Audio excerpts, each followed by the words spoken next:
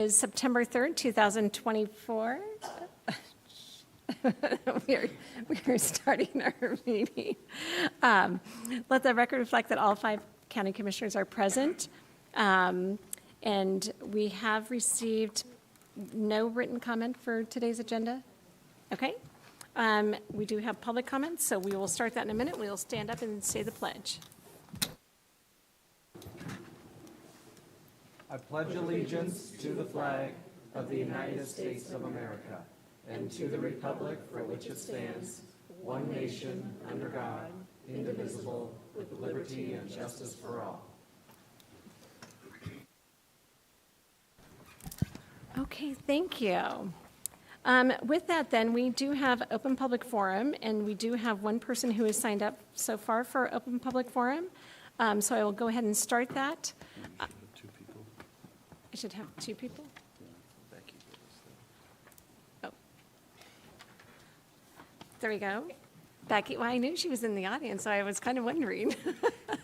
So, okay, very good. So we have 2 people, so I will start with Eric Gilbert. If you would like to come up and just stand over here at this mic, and then we'll make sure it's on. And if you just state your name and address for the record, and then you have 3 minutes from the time that it starts, and the timer will be up there. Okay. My name is Eric Gilbert, 12823 East 8th Avenue, Spokane Valley, Washington, 99216. Okay. Thank you. Thank you for giving me the opportunity to be here today. I know I'm a little late to the party on this issue. I just saw the article in the Spokesman Review last week about the nuisance parking designation given to Quinamos and Arborcrest, and I'm here today to ask for that same designation for St. Michael's Road. My son just graduated from Mount St. Michael's Academy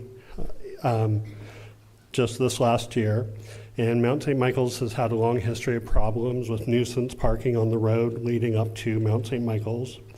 The problems have been so bad that 4 years ago we formed a volunteer security team, mostly of fathers and parishioners from our church. We did this because of the understandable lack of response time from the police. We completely get that. We have a really unique situation in that Mount St. Michael's is probably the only boarding school in Spokane. We have girls from all over the United States and Canada that board at Mount St. Michael's. Last year there was 13. Additionally, there are over 25 nuns, 4 priests, 1 brother, and several families that have houses on the property. I volunteered for the last 2.5 years, every other Friday and Saturday night from 9 a.m. to midnight. In that time, I've routinely witnessed or had to put a stop to people interrupting our religious services.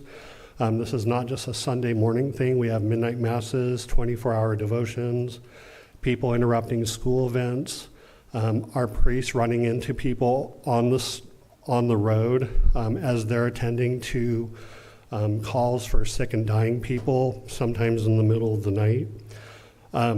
Ghost hunters coming onto the property after midnight and scaring the boarding girls' school by looking into their windows late at night. Underage drinking, drug use on the hill and in our cemeteries, people having sex in our cemetery, people illegally dumping down our hillside, attempting to vandalize tombstones, overnight camping in our cemeteries and on the road, constant fires every year in the brush, and constant trash. All of these items stem from the base camp, so to speak, of parking on the hill leading up to Mount St. Michael's. Specifically, the purple areas indicated on that handout that I gave you.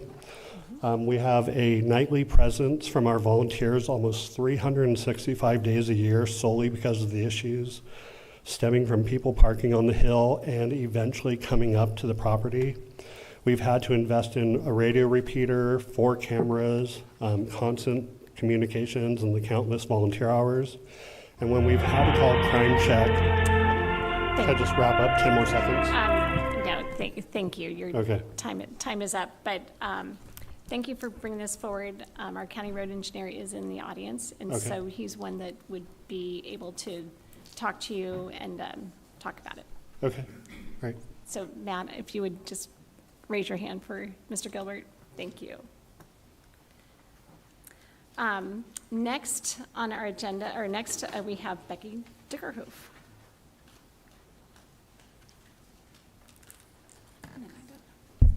Becky Dickerhoof, Spokane City. Yesterday, our nation celebrated Labor Day. Labor Day is the annual celebration of the social and economic achievements of American workers. Workers who for centuries have toiled to create our country and support their families. Housed people make many assumptions about those experiencing homelessness.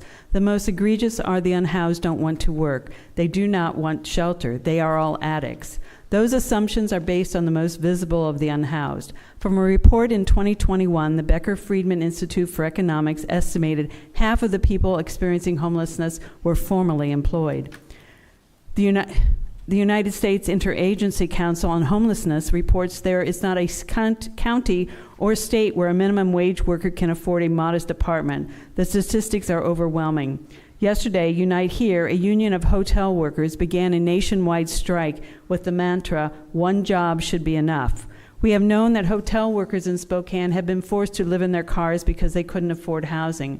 We have even heard of city and county employees living under similar conditions. Currently, minimum wage earners must work 2 to 3 jobs to afford housing. According to a report released by the National Low Income Housing Coalition from March 2023, in Washington state, only 30 affordable rental units were available for every 100 low-income families. Even more concerning, they report of the 20 most common occupations, 14 pay less than what is needed to afford a 2-bedroom rental unit.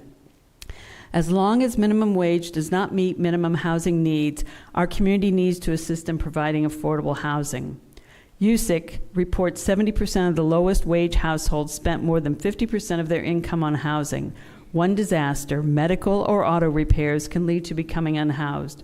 Spokane County Commissioners can fund affordable low-income housing in Spokane County. The county commissioners can support those creating low-income housing for minimum wage workers. The county commissioners can make a difference in the lives of families who are struggling to provide homes and futures for their children. I am here today to ask the county commissioners to enact what is commonly referred to as the 1590 tax. This ordinance, which amended RCW 82.14.530, allows a county legislative authority to impose a sales and use tax not to exceed 0.1% of the selling price in the case of a sales tax, or value of the article used in case of a use tax. And I want to clarify, when I said formerly employed, what that referred to is they were not being paid under the table. They were actually gainfully employed. Thank you. Thank you. Hand that down. Okay, that is all that I have signed up for open public forum. Are there anyone else who would like to testify at our open public forum? Seeing no one online and no one in the audience, third and final call for anyone wishing to testify at our open public forum. I will then close the open public forum and look to my fellow commissioners. Madam Chair, I move to approve items 3 and 4, including all sub-items on today's agenda. Second. I have a motion and a second for items 3 and 4 and all sub-items on today's agenda. Is there any further discussion? Seeing none, all those in favor, please signify by saying aye. Aye. Aye. Motion passes unanimously. I'm just going to double check. Is there any other items to come before the board? I think we had some miscellaneous from this morning. Any carryover from media proclamations or the juvenile justice tax discussion? Thank you. Yes, we'll have a proclamation for the board on youth officials, and we'll have that prepared and ready for the next briefing next week. We have a press release today going out about the opening of the Interstate Fair and announcing that and announcing the ribbon cutting and inviting the public for that celebration.